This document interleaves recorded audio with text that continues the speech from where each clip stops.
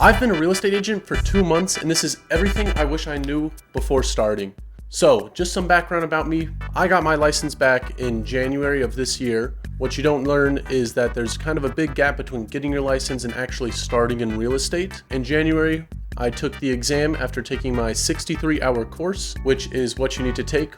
That course already costs about $100+. So already just to get going in real estate on the cheapest course, which is the one I took where it was just reading, it had no videos, no explanation, just reading stuff so they could pass you, was about $100. In January, I went and took my final government exam. You find a testing center, you go sign up for it, and even that process alone, you have to get your fingerprints taken, you have to then sign up for it, and all these things cost money. Fingerprints alone, probably about $60. Taking the exams, probably a $20 fee, probably a little bit more depending on where you go. I luckily am in college, so I took it at my campus, so it was much cheaper than normal. The exam itself is difficult. It does have about a 50% pass rate for most people.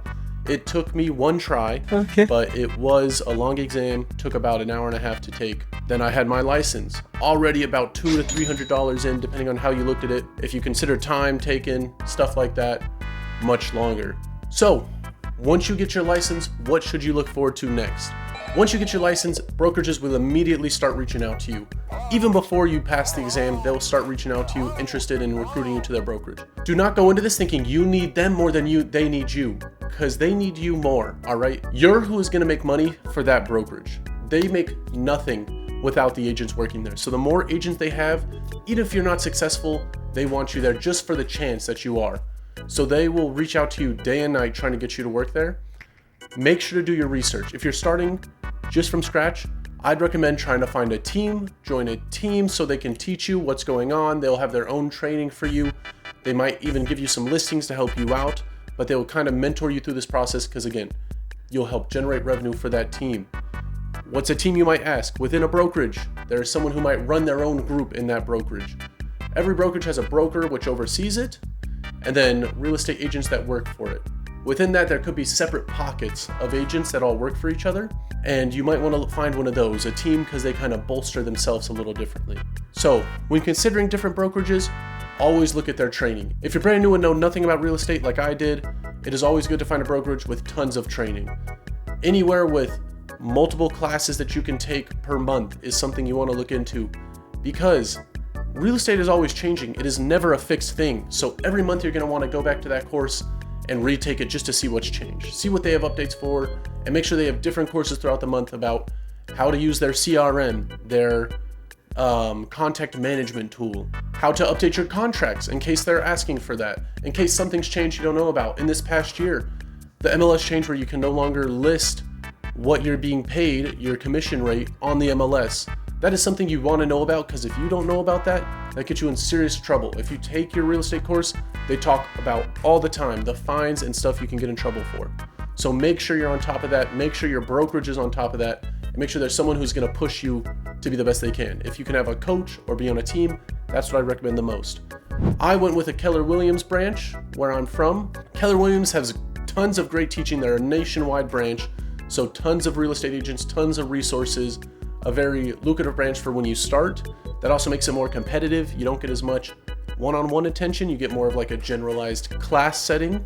But because of that, those classes are honed to a T. They've had research behind them. They know what they're saying works. It's a give and take for a big and small brokerage. Just keep that in mind when you're looking.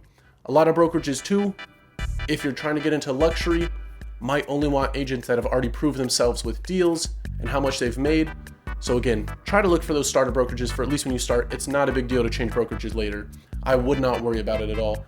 If you want to move up, say you've watched the Netflix series Selling Manhattan with Sirhan, and that's where you want to go, that's what inspired you, you can always move to that brokerage once you get going somewhere like Keller Williams where they support you a little bit more early on. So Keller Williams, when I joined, they tell you your split, they tell you what's going to happen, how much training you get, and so the split at Keller Williams where I work is about 70-30%. So 70% goes to you, 30% goes to them. A lot of people do not like this. They like 100%. If you're working hard for your money, they want their money. And I understand that. I was willing to take a lesser percent because Keller Williams does offer a lot of good programs, a lot of training, and I thought that was more important than getting 100% of my money up front. I did not have a lot of experience in real estate. My career, I thought, was going to be in engineering. I pivoted into real estate later on because I realized I just have such a passion for it. But if you don't know anything about it, these brokerages will teach you about it. Or YouTube is free. Look up YouTube like you're doing now. It will always teach you something. Keller Williams is a great option, but all brokerages are a great option. It just depends on what you need in that moment. So like I said, they charge then a $90 flat fee because they pay for your contact management resources. They pay for a bunch of other stuff, for me to get a name tag, for business cards, for a website, all these different things. They charge about $90 a month as a flat fee to pay for it.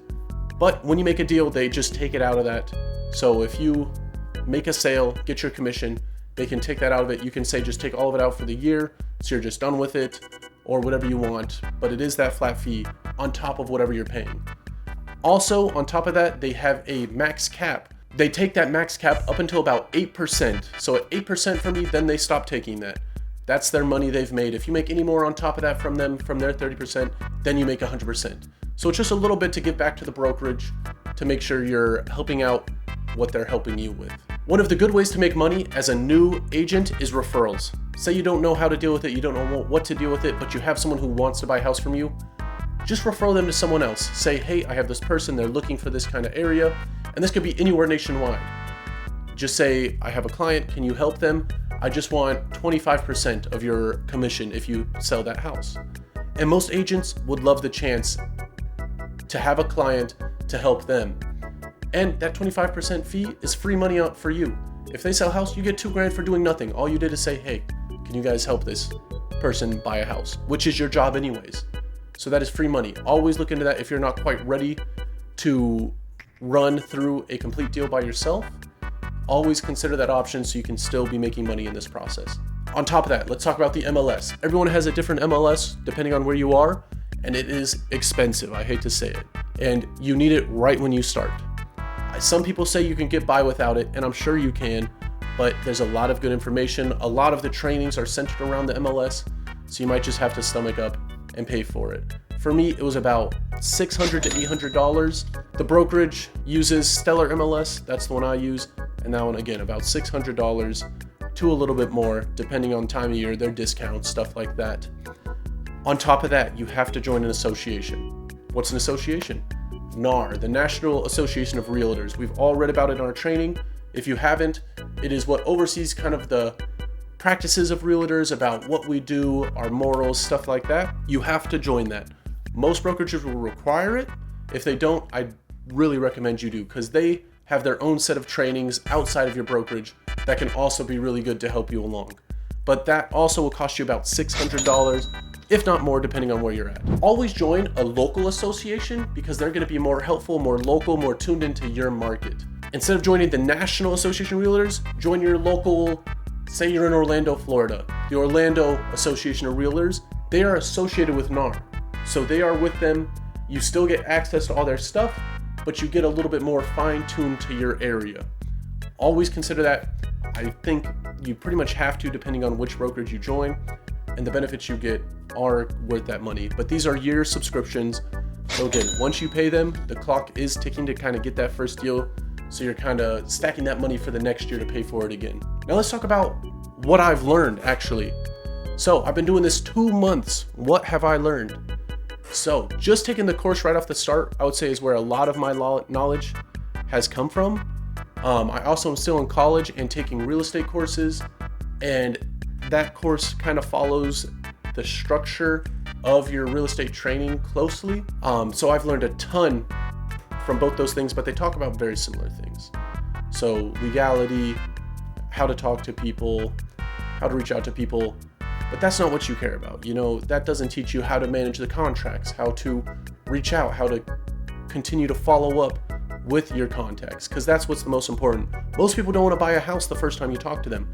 Most of the time, it's about the 6th or 7th time in that they realize they want to buy a house. But you've been keeping up with them, so you're the first person that comes to their mind. That's what you want. That's what you're trying to do. So I've learned that real estate is not a one and done type thing. You're going to meet someone, they're not going to want to buy a house. That's fine. Everybody wants to buy a house eventually. That's one of the first things they teach you wherever you're at. You're just going to have to figure out a way to keep reaching out to this person, either through email, through regular mail, through invitations, through social media, some way to just stay on that person's radar so they know who you are. It is very easy in real estate to get overwhelmed by the possibilities of what you can do and end up doing nothing. They say at my brokerage to pick three things to specialize in. I'd say sometimes, even if you have a lot of things going on, a second job, maybe you're in school and you're trying to do this, pick one. Pick one thing, just be good at one thing.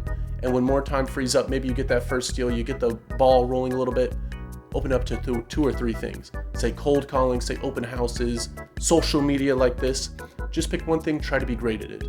If you're great at one thing, I always think it's better than doing three things terribly. Now, the hard truth about being a real estate agent that we all understand, but I don't think truly we understand, is that first deal is hard to make. No one's gonna hold your hand through it.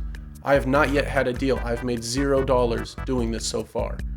I've gone to hundreds of hours of classes. I've watched hundreds of hours of YouTube and have made no money from this. This has purely been a sunk cost so far for me. That first deal is hard to come by. You have to talk to so many people, and you'll talk to people every day and they'll get it right away. You know, say they make 5 calls, someone they know wants to buy a house. That's terrific, and I'm happy for those people, but you gotta understand that's not everyone. The brokerages and everyone makes it sound like everyone they've ever met, you know, someone wants to buy a house. Sometimes you don't have that many people. In my class, I was in a class with people with thousands of people in their contacts. Those are thousands of potential leads that you can reach out to. My contacts were less than 200. I just didn't know that many people. I did not have this in my plan as my career path, so I wasn't trying to develop relationships in that way. But now that it is, your number one thing should be just meeting people, being on their radar, having them like you is very important. Don't be annoying and have them hate you. I know that's some people's goal, but no one wants to work with anyone they hate. They always want to work with people they like. As far as what I've done, I've held a open house. It was on a Thursday because I work on the weekends, and that might be you. So let me just tell you what happened. I held an open house from 3 to 6 on a Thursday afternoon. I had one person show up the whole time, and it was literally in the last 5 minutes. From 3 to 5:55, no one showed up, not a person. I was alone in this house, just kind of waiting, getting stressed that someone was gonna show up. At 5:55, when I was already mentally out of it, ready to go home, kind of like, didn't work out this time, maybe the next one, then a person showed up. And truth be told, I panicked, all right?